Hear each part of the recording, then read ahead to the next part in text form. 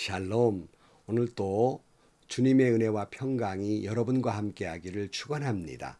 오늘 또 주님과 동행하시고 말씀을 깊이 묵상하고 그 말씀의 은혜 가운데 살아가는 귀한 하루가 되시기를 주의 이름으로 간절히 축원합니다. 오늘 아침 하나님께서 우리에게 허락해 주신 말씀은 사사기 16장 1절에서 14절 말씀입니다.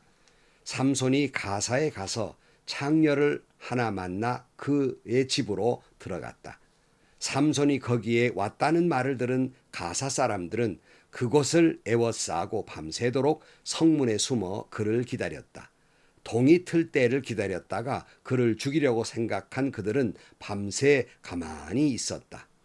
그러나 삼손은 밤늦도록 누워있다가 밤중에 일어나서 성문짝을 양쪽 기둥과 빗장째 뽑았다. 그는 그것을 어깨에 메고 헤브론 맞은편 산 꼭대기에 올라가 거기에다 버렸다. 그 뒤에 삼손은 소랫골짜기에 사는 어떤 여자를 사랑하게 되었는데 그의 이름은 드릴라였다. 블레셋 사람의 통치자들이 그 여자를 찾아와서 말하였다. 당신은 그를 꿰어 그의 엄청난 힘이 어디에서 나오는지, 그리고 우리가 어떻게 하면 그를 잡아 묶어서 꼼짝 못하게 할 수 있는지를 알아내시오. 그러면 우리가 각각 당신에게 은 1100세겔을 주겠소. 그래서 드릴라가 삼손에게 물었다. 당신의 그 엄청난 힘은 어디서 나오지요? 어떻게 하면 당신을 묶어 꼼짝 못하게 할 수 있는지 말해주세요. 삼손이 그에게 말해주었다. 마르지 않는 푸른 칡 7매끼로 나를 묶으면 내가 힘이 빠져서 여느 사람처럼 되지. 그리하여 블레셋 사람의 통치자들이 마르지 않는 푸른 칡 7매끼를 그 여자에게 가져다 주었고 그 여자는 그것으로 삼손을 묶었다. 미리 옆방의 사람들을 숨겨놓고 있다가 그에게 삼손, 블레셋 사람들이 당신에게 들이닥쳤어요 하고 소리쳤다. 그러나 삼손은 그 밧줄을 불에 탄 삼오라기를 끊듯이 끊어버렸다. 그의 힘의 비밀은 여전히 알려지지 않았다.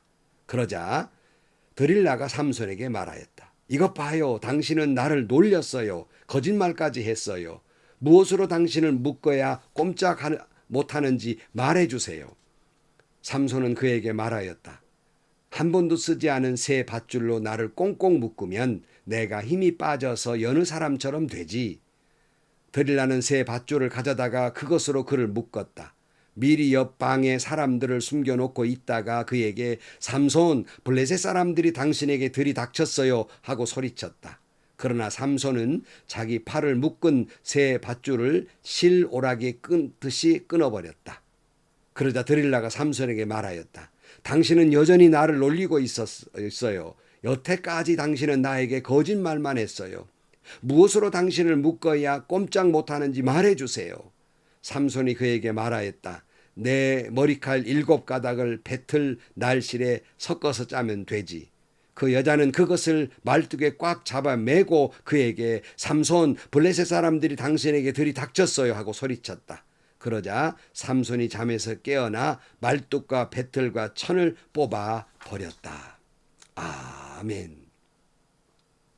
삼손은 이스라엘의 사사가 돼서 사사기 15장 20절 말씀에 보면 삼손은 블레셋 사람들이 다스리던 시대에 20년 동안 이스라엘의 사사로 있었다. 이렇게 말씀하고 있습니다. 분명히 사사로 일을 하게 됐어요. 하지만 삼손은 자신이 나실일이라는 본분을 잃어버린 채 뿐만 아니라 그 자신이 사사라고 하는 본분을 잃어버린 채 그는 계속해서 정욕의 눈이 어두워서 유혹에 거듭 넘어지고 있고 그는 계속해서 비극적인 최후를 향해서 달려가고 있습니다. 오늘 본문 1절에 보면 삼손이 가사에 가서 창녀를 하나 만나 그의 집으로 들어갔다 그랬어요. 삼손은 이 당시에 블레셋 지역으로 여겨지는 가사의 창녀의 집으로 갑니다. 아니 나시드로서 그가 사사로서 또 하나님의 백성으로서 어찌 그런 곳을 간다는 말입니까? 여러분, 성도는 가야 할 곳과 가서는 안 될 것이 있고 성도는 만나야 할 사람이 있고 만나서는 안 될 사람이 있습니다. 물론 여러 가지 이유로 할 수 없이 만날 수는 있지만은 감당할 수 있을 때 만나야지. 우리는 그거 감당 못합니다. 가서는 안 됩니다. 데살로니가전서 5장 20절 말씀에 모든 것을 분간하고 좋은 것을 굳게 잡으십시오. 갖가지 모양의 악을 멀리 하십시오. 그랬어요. 아예 처음부터 잘 분간하고 그리고 죄와 비슷한 모양이라도 가까이 해서는 안 됩니다. 눈에 확 들어오는 대단한 것에 넘어지는 것이 아니라 눈에 보이지 않는 작은 것에서 시험에 넘어지는 거예요. 내가 믿음이 이런데 이것쯤이야, 이런 것이야 내가 감당할 수 있지 하고 거들먹거리다가 큰일 당하게 되고 죄를 짓게 되는 것이에요. 죄라고 하는 것, 악한 것, 이것은 조금만 받아들여도 우리를 힘들게 하는 거예요. 요즘 마치 눈에 보이지도 않는 코로나 바이러스가 온통 우리를 힘들게 하고 죽음에 이르지 않습니까? 죄라는 게 이래요. 그 암의 자그마한 세포가 온몸에 퍼지면 죽게 되잖아요. 한 번이 두 번 되고 두 번이 세 번 되고 세 번이 매일 되고 매 순간이 되는 거예요. 베드로전서 1장 15절 말씀에 여러분을 불러주신 그 거룩하신 분을 따라 모든 행실을 거룩하게 하십시오. 성경에 기록하기를 내가 거룩하니 너희도 거룩하여라 하였습니다. 거룩한 백성이에요. 거룩한 곳에 있어야 해요. 베드로전서 2장 9절 말씀. 그러나 여러분은 택하심을 받은 족속이요 왕 같은 제사장들이요 거룩한 민족이요 하나님의 소유가 된 백성입니다. 그래서 여러분을 어두움에서 불러내어 자기의 놀라운 빛 가운데로 인도하신 분의 업적을 여러분이 선포하는 것입니다. 그랬어요. 여러분, 우리는 죄악된 곳에서 창녀나 찾아다니는 이 찌질한 삼손의 모습이 아니라 왕 같은 제사장, 거룩한 백성으로 살아가시기를 주의 이름으로 축원합니다. 삼손은 이 정욕에 쫓는 삶에서 그치지 않고 또다시 여성을 찾아가요. 오늘 2절 말씀. 삼손이 거기에 왔다는 말을 들은 가사 사람들은 그곳을 에워싸고 밤새도록 성문에 숨어 그를 기다렸다. 동이 틀 때까지 기다렸다가 그를 죽이려고 생각한 그들은 밤새 가만히 있었다. 그러나 삼손은 밤늦도록 누워있다가 밤중에 일어나서 성 문짝을 양쪽 기둥과 빗장째 뽑았다. 그는 그것을 어깨에 메고 헤브론 맞은편 산꼭대기에 올라가 거기에다 버렸다. 이렇게 말씀해요. 삼손이 가사에 있다는 소문을 듣자 원수같이 여긴 블레셋 사람들이 그를 죽이려고 매복하고 있었습니다. 그런데 도대체 무슨 영문인지 성문짝 양쪽 기둥과 빗장을 뽑아서 가사에서 수십 킬로나 떨어져서 헤브론이라는 곳이 거기에 산꼭대기에다 내다 버렸습니다. 도대체 삼손이 왜 이런 일을 행동을 했을까? 달밤에 체조하나 이해하기가 어렵고 학자들도 왜 그랬는지 온통 알 수가 없어 합니다. 그 중에 한 가지가 삼손이 성문짝을 들고 헤브론으로 가서 내팽개친 것은 유다 사람들에게 자기 힘을 과시하고 자랑하려고 했던 것이다. 이렇게 이야기하기도 해요. 그럴 수도 있다고 생각을 합니다. 삼손, 하나님 주신 은혜로 그가 그렇게 힘이 장사였지만 그 힘을, 그 은혜를 정욕을 위해서 자기 힘 자랑하는 데 사용하고 있으니 진정 그는 힘센 장수가 아니라 힘센 찌질한 사람이란 말이에요. 부끄러운 모습이에요. 혹시라도 저나 여러분에게 이런 모습은 없는지, 내가 좀 힘이 있다고, 내가 좀 뭘 안다고, 내가 좀 신앙생활 오래 했다고 남들에게 이걸 과시하고 거들먹거리는, 믿음이 있는 채 하는 그러한 찌질한 신앙인은 아닌가 우리는 살펴보아야 할 것입니다. 자, 아까 전에 삼손은 계속 여성의 편력이 있다고 그랬잖아요. 드디어 우리가 잘 아는 삼손과 드릴라의 이야기가 시작이 되는 거예요. 4절 말씀에 그 뒤에 삼손은 소렉 골짜기에 사는 어떤 여자를 사랑하게 되었는데 그의 이름은 드릴라였다. 이렇게 말씀하고 있어요. 또다시 다른 여성을 사랑한다. 참 대단해요. 딥나의 여인을 사랑해서 그 소동을 야단치더니 또 가사 지역의 창녀를 찾아가 그 난리를 치더니 이제는 소래골짜기에 드릴라라는 처녀를 사랑했다고 말하고 있습니다. 비록 이 세 번이 기록됐지만 혹시라도 기록되지 아니한 여성 편력도 있지 않았나 그렇게 생각이 들기도 합니다. 여기까지 보면 삼손은 이 힘이 장사라 그가 주체 못할 정욕이 가장 그의 아킬레스건 약점이었음을 알 수 있습니다. 물론 사람마다 개인적인 약점이 있어요. 완벽한 사람은 이 세상에 하나도 없습니다. 저도 약점이 있고 여러분도 약점이 있어요. 쉽게 넘어지는 것들이죠. 그런데요, 사단은 우리의 약점을 우리보다 더 잘 압니다. 우리가 무엇에 약한지, 우리가 무엇에 시험에 들고 우리가 어떤 일에 잘 넘어지는지 사탄은 용케도 그걸 잘 알아서 그걸 통해 우리를 유혹합니다. 그리고 우리를 넘어뜨려요. 은혜로운 삶, 거룩한 제사장으로 살지 못하도록 계속 우리를 파고듭니다. 그러므로 우리는 조심해야 하는 거예요. 5절 말씀에 보면 블레셋 사람의 통치자들이 그 여자를 찾아와서 말하였다. 당신은 그를 꿰어 그의 엄청난 힘이 어디서 나오는지 그리고 우리가 어떻게 하면 그를 잡아 묶어서 꼼짝 못하게 할 수 있는지를 알아내시오. 그러면 우리가 각각 당신에게 은 1100세겔씩 주겠소. 블레셋 사람의 통치자들이 드릴라를 찾아와서 그 엄청난 삼손의 힘이 어디서 나오는지 삼손을 붙들어 꼼짝 못하게 할 방도를 그를 꿰어서 일러달라는 거예요. 딥나 여인에게는 죽이겠다고 협박하더니 드릴라에게는 은 1000세겔씩을 주겠다고 유혹을 합니다. 아마 드릴라는 돈에 약했던 것 같습니다. 그러니 드릴라가 삼손에게 그 엄청난 힘이 어디서 나오는지 묻게 됩니다. 6절 말씀. 그래서 드릴라가 삼손에게 물었다. 당신의 그 엄청난 힘은 어디서 나오지요? 어떻게 하면 당신을 묶고 꼼짝 못하게 할 수 있는지를 말해주세요. 사실 여러분, 삼손 자신도 그 힘이 어디서 나오는지 아직 모르고 있어요. 깨닫지 못하고 있습니다. 7절 말씀. 삼손이 그에게 말해 주었다. 마르지 않는 푸른 칡 7매끼로 나를 묶으면 내가 힘이 빠져서 여느 사람처럼 되지. 그리하여 블레셋 사람의 통치자들이 마르지 않는 푸른 칡 7매끼를 그 여자에게 가져다 주었고 그 여자는 그것으로 삼손을 묶었다. 미리 옆방에 사람들을 숨겨놓고 있다가 그에게 삼손, 블레셋 사람들이 당신에게 들이닥쳤어야 하고 소리쳤다. 그러나 삼손은 그 밧줄을 불에 탄 삼오라기를 끊듯이 끊어버렸다.